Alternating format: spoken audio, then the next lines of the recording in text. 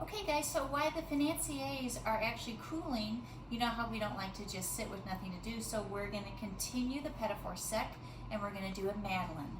A Madeleine is a shell-shaped sponge cookie that is going to be based off of a classic sponge cake technique, which is a low-fat cake. So if you can zoom in, you can see our ingredients. We have whole eggs, we have granulated sugar, lemon zest. Lemon zest is classic for a Madeleine because, again, we just want to promote a little bit more flavor into the cake. We have vanilla extract, a tiny bit of salt, we have pastry flour, a tiny bit of baking powder, and we have butter. Now when you look at your formula, it just says butter melted, but I took it the step farther because we already know how to do beurre noisette. So this again is going to add a little bit more flavor into our Madeleine. Now if you've ever seen a Madeleine, this is the pan that we're going to use. It is the shell shaped, and since it is a French cookie, it's actually almost named after the Hunchback of Notre Dame because it has a little bit of a hunch or a hump back in the cookie. The hump back is classic for a Madeleine, and they say if your Madeleine's baked perfectly flat, it's not a true Madeleine. So again, this is going to be a sponge cake, so we're going to go ahead and get started, and I'm going to show you how to prep the pans in a second. So the first thing we need to do, eggs in the bowl. I'm just going to start this. You notice I have the paddle on because I am going to add flour to the running machine, and I don't want to develop too much gluten. Sugar is going to go in. This is straight table sugar. If you had leftover vanilla pods, and you could actually use vanilla sugar, you know, after you scrape the vanilla seeds out of the vanilla pod, you can just put it in a container of granulated sugar, and then you have beautiful flavored sugar. Vanilla sugar, you can actually buy it at the grocery store. It comes in about a 1/4 ounce packet, and it's almost $2 for that little packet. So that's why if you have vanilla pods, go ahead and make it, and it will just last indefinitely. I'm going to mix this for about 1 minute. I'm just looking to break up the eggs, dissolve the sugar a little bit. So I'm going to turn the speed up to high. Now I'm going to add my lemon. Now the formula calls for 1 teaspoon of vanilla zest, but I like a little bit more vanilla, so you can see I almost have 2 teaspoons of vanilla in. I'm sorry, of lemon. Lemon goes in. My vanilla extract. You could use vanilla paste also. And my salt goes in. You can see my color is getting more pale. Now the salt is classic for a sponge cake because it is a tenderizer. You're going to think I didn't add very much. It's lightly there for flavor, but it really will help tenderize the flour when it goes in. So I just stopped and I scraped the container. Now again, some formulas, guys, they don't use baking powder. The American version, and a French chef called Pierre Hermé, who is the leading pastry chef now in France. We visited 2 of his shops when we were there. He adds baking powder because, again, it will just help ensure that you do get that hump on the back of the Madeleine. So I'm adding 1/2 teaspoon in. My flour goes in. At this point, I'm going to keep my machine on low because I don't want to develop too much gluten. This only has to mix for about 45 seconds until the flour is absorbed. And then I'm going to add my beurre noisette. And if you remember, I have eggs, just like when we did in the financier. We want the beurre noisette to cool off just above room temp, so about 80-85 degrees. And then I'm going to add it to my batter. So before I add it, I'm going to stop. I'm going to scrape down my bowl. This is because you can see I still have some flour clinging to the side of my mixing bowl. The batch we're going to make in class is going to make about 2 dozen Madeleines. Madeleines are so popular right now. You see them at Starbucks. You see them at every grocery store. These are considered actually dipping cookies. They're great for afternoon teas. Classically, you would never dip a Madeleine in coffee. It's only to be dipped in hot tea. But of course, you know, we Americans, we put everything in coffee, so feel free to dip. But the dipping in the coffee or the tea just promotes a little bit more flavor into the Madeleine. Because again, in case we're not in patisserie 1 yet, so you learn about sponge cakes, they don't have a ton of flavor. They're very moist, but that's why we're adding the lemon zest, and that's why I turn the butter into beurre noisette. So butter's gonna go in.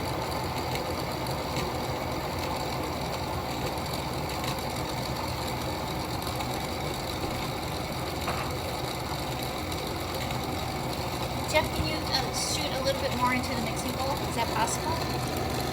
So if you look at it, it looks a little greasy on the top. Let it mix for about 1 to 2 minutes. The butter will absorb in. You can kind of correlate it to when you add your eggs to choux paste.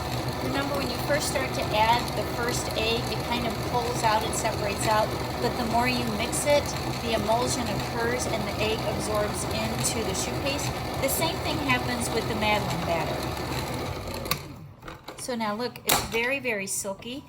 It looks just like Genoise batter, full of flavor.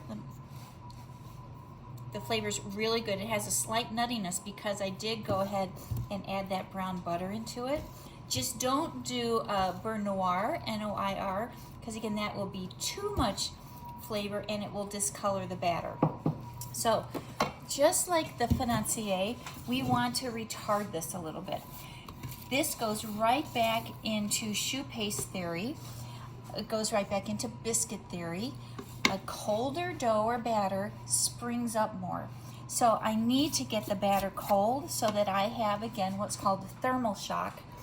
Thermal shock, remember, is when something cold goes into something hot, and then we get more lift. So I need to retard this batter, and then my oven will be quite hot. So cold batter, hot oven, I'll get that hump on the back of my Madeleine. So it's really important. And so when I put this in, I'm gonna have to actually wrap this also, just like pastry cream. I'm looking not to add any more moisture. Since this is gonna go in the cooler, it can actually sit in the cooler for about 2 days.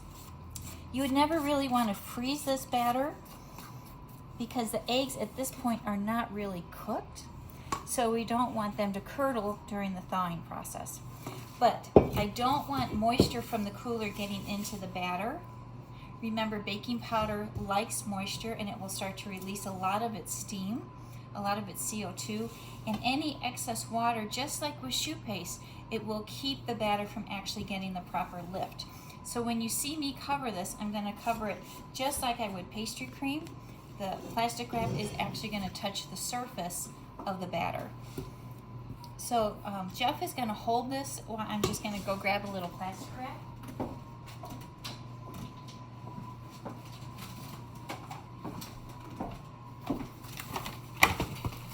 So I've got it.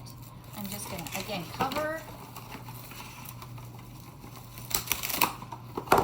push this straight down, right onto the batter. And this is gonna be almost as thick as the financier batter that we did just a couple hours ago. So let's review technique, what we've done. So first thing, after mise en place, I did the beurre noisette. See, I got a little tongue-tied there. You can just melt the butter if you wanted, but again, I like to add a little bit more flavor in. Once that is off the stove and cooling, then go ahead, put your whole eggs and your sugar on the machine with the paddle. We don't want to over aerate. Mix it till the sugar is starting to dissolve. Then you'll add in your lemon zest, your sugar, your salt, and what else did I have? What else did I have, Jeff? Baking powder. Baking powder, thank you very much. And then I'm gonna add in my flour, mix it, and then slowly add in your butter. Remember, the butter is gonna just start to push out. It doesn't want to absorb in. The emulsion will occur. Just keep mixing now on low speed. We don't want to develop too much gluten. Put it into a bowl, plastic wrap right on the top, and we're gonna chill it for a couple hours. Okay, so here we go. Now what I wanna do is talk about the pan. Because, again, to get the most lift that I can, to prep my pan should go cold after I get it completely prepped. So that's why when my batter goes into the cooler, my pan's actually gonna go into the freezer. So I'm gonna take melted butter, I'm gonna brush the insides of each one of these molds. You try not to do pan spray because guys, this butter is gonna melt. It's gonna, once it goes back into the oven, because this is gonna solidify. And the milk solids are actually gonna help the Madeleine turn a lovely caramelized shade. So I don't really wanna pan spray it because that won't promote with any type of color. So I buttered nicely.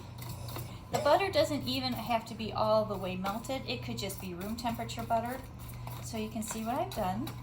Now, a couple of them, I have butter actually pooling. So what I want to do is just wipe that out. I don't want big pools of butter in. And then whenever I butter something, I also need to flour it. So I'm going to take a little bit of flour. It doesn't matter whether it's all-purpose, cake, pastry, or bread flour. Again, I'm just going to lightly put this in. If some of the cavities have a little too much flour, I'm just going to take this, tap it upside down, because you can see this cavity has a little too much flour in it. So all I have to do is take this, tap it out, and now look, it's going to be perfect. At this point, I'm going to put this into the freezer. Now, if you don't have time to do this step, it's okay. Your batter will still rise nicely as long as your batter is cold, the oven is hot. But I just want to ensure that we get that classic Madeleine hump right in the middle of it. Don't think you've done anything wrong when you see that hump. The display side is always the shell side up. The hump is just there to prove that you have perfect rise. So this will go into the freezer. My batter will go into the cooler, and in about 2 hours, I'm going to come back. We're going to pan them up, and we're going to bake them. Okay, so let's come and take a look at our batter. You can see it's been in the fridge for a couple hours, and it's barely even sticking to the plastic wrap. Remember when I pulled it, it was very fluid. Now look at this. It looks like shoe paste. I'm going to put this in my bag. Again, I don't need a tip in the bag because we're not looking for it to hold any type of shape.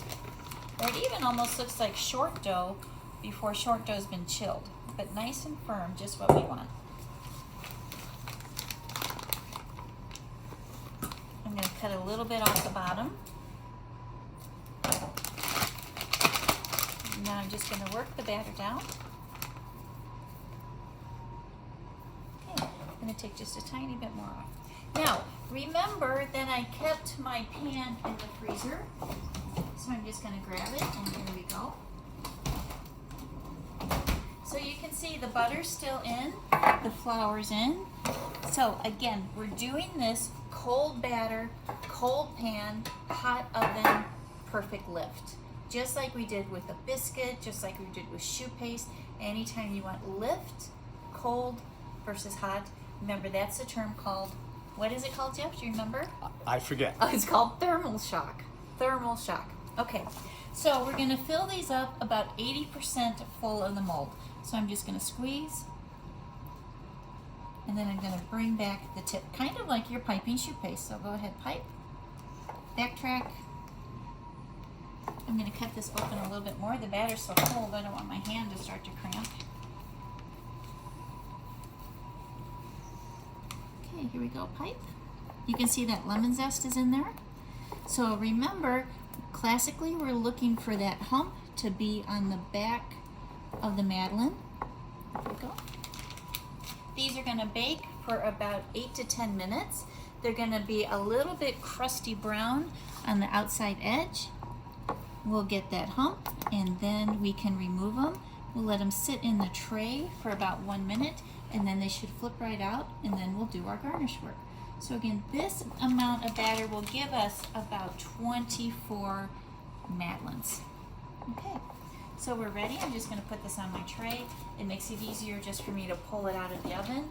Here we go. We're going to go in the lower half of the oven. And we're ready to bake. We'll check. And let's take a look at our Madeleines. Oh my goodness, look how good they look. Yum. You can see we have a darkening around the edge, nice and crispy. And in the center, we have our beautiful little hump, which is classic. And they are done. You could toothpick it, but guys, look, when I touch this, the imprint isn't stained. So we'll bring this out. And actually, this is our second tray. Here's my first tray. I just went ahead and unmolded them. They pop right out.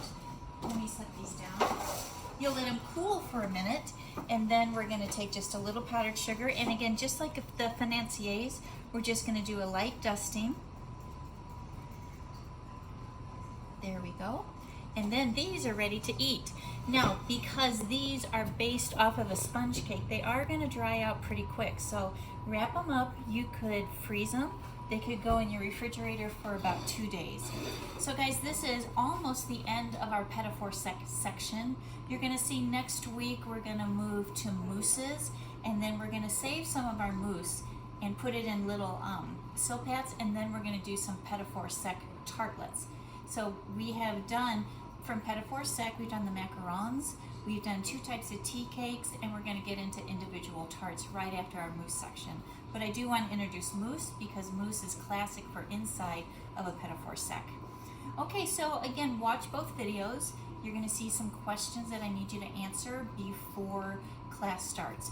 But Kelsey, do you want to taste one of these? Do I want to taste one of them? Come on now. Okay, Come on, chef. Here we go. Zoom in. Beautiful. Now, you should hear a crunch just from the outside edge. You should get a nice little lemon flavor. Mm-hmm. Perfect. All right, guys. Thanks so much, and I'll see you in class.